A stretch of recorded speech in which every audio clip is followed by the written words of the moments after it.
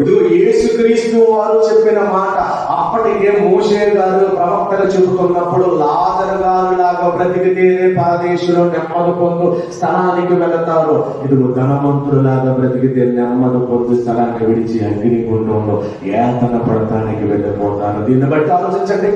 అంటే నరకానికి ఎవరు వెళ్ళిపోతారని దేవుడు చెప్పాడంటే తరతరాలలో వంశాలలో కుటుంబాల నుంచి ఎవరు వచ్చినా, ఎంత గొప్పవాడైనా, ఎంత ఆస్తున్నా, ఎన్ని కోట్లు ఉన్నా, నీకు తినడానికి తిండి లేకపోయినా, శరీరం తల మొదలుకొని పాదాల వరకు రోగాలతో బాధపడుతున్న భక్తులు బ్రతికినట్లుగా బ్రతికితేనే తప్ప పరలోకానికి వెళ్ళము. అలాంటి జీవితాలు లేకోకుండా ప్రతి ఆదివారం వాక్యాన్ని వినిపిస్తున్నాడు దేవుడు. ఎందుకో తెలుసా? బుద్ధి రావడానికి. ఏంటి ఎక్కడొచ్చింది చెప్పండి? నేను మారకపోతే మీరు తింటారు, మీరు మారకపోతే నేను తింటారు. నువ్వెవడు నన్ను అంటాకంటే ఇంకెవడు బుద్ధి చెప్తాడు. ఇన్ని సంవత్సరాలుగా వస్తున్నావు, ఇన్ని సంవత్సరాలుగా వింటున్నావు, ఇంత వయసు వచ్చింది, మా మామగారు 86 ఏళ్ళు వచ్చినాయి, ఈ బ్రతుకు మారలేదు, మారు మామ అంటే నా మీద తిరగబడుతుంది. అంటే వయసు మీద పడినా కూడా నమ్మి చెప్పే మాటలు ఉండవు. ఎందుకు ఉండవు అనేది ఆలోచించగలిగితే ఆమె ఎవరి కాలం నుండి వృద్ధాప్యం వరకు నిజమైన వాక్యాన్ని గ్రహించలేదు కాబట్టి ఆ గ్రహింపు ఆవిడికి రాదండి. ఇలాంటి మాటలు ఇప్పుడు నేను చెబుతున్నప్పుడు నిజమే కదా.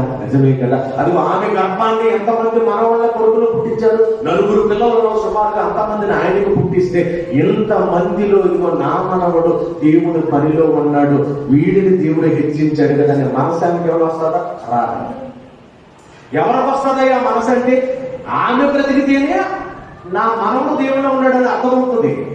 ఆమె బ్రతకలేదనుకో, ఆమె మనవుడు ఎంత గొప్పవాడైనా, ఎన్ని కోట్లు సంపాదించినా, కడుపు బీదగా ఉండి అడుపు తింటున్నా కూడా ఏమీ అనిపించదు. ఎందుకని? దేవునిలో లేదు కాబట్టి. అదే దేవుడిలో ఉన్న హేమాను దేవుడు ఏమన్నాడు? హేమానును గొప్ప చేయడానికే 17 మంది పిల్లలు. ఈ రోజు వంశంలో ఎంతమంది పిల్లలు వచ్చినా ఏది గొప్ప సంతతి? నీ వంశంలో, నా వంశంలో ఎంతమంది పిల్లలు మనకు వస్తున్నా దేవుణ్ణి గొప్ప చేసే పిల్లలు ఉన్నారు. సేవకులు లేచారండి, ధనాన్నంతా ఇస్తున్నారు, దేవుడి కొరకు ఉన్నామంటే సత్యములో ఉన్నామా లేదా? ఓకే, సేవ చేస్తున్న బాగుంది. ఏర్పరిచిన వారిని సైతం కూడా అపవాదు మోసం చేసే ఆ పేరును తెలుసుకుని బ్రతకగలుగుతున్నావా లేదా?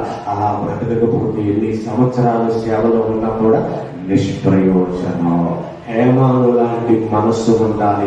అప్పటికే ధర్మశాస్త్రంలో ఉన్న మాటలను, ఆజ్ఞను అనుసరిస్తూ బ్రతికిన ఆయనే అలా బ్రతికాడు. ఎప్పటికీ 66 పత్రికలు ముగింపబడి ఇదిగో పరిశీలించండి, అనుభవం సంపాదించండి. అబద్ధ బోధకులు ఉంటారు, అబద్ధ